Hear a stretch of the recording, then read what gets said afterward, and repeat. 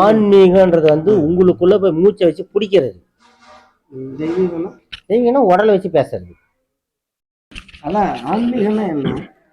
ஆன்மீகம் சாமி தெய்வீகம்னா என்ன சார்? பக்தி ஆன்மீகம் ரெண்டு தான். நீங்க பேர் என்ன வேணா வச்சுங்க. பக்தி ஆன்மீகம்.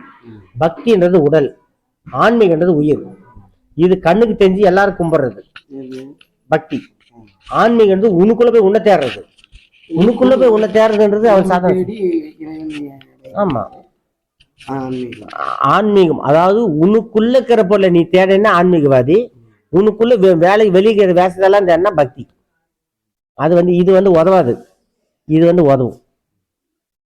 பக்தின் போது வந்து வெளியில பார்த்துட்டு பேசி பார்த்து என்ன வரப்போகுது? ஆனா அதே அந்த ஆன்மீகவாதின்னு போகும்போது உன்னை கடை தேர்றதுக்குள்ள வழியும் கிடைக்குது இல்ல. நீ கடவுள்கிட்ட போய் சேரும் வழி கிடைக்குதா? பக்தியில எனக்கு கிடைக்காது. மன நிம்மதி கிடைக்கிற மாதிரி அப்ப வீட்டுக்கு வந்து அதே வந்துடும். இப்ப இங்க வந்துக்கிறீங்க யாருன்னா மன நிம்மதி தாங்குது, சந்தோஷம் இருக்குது.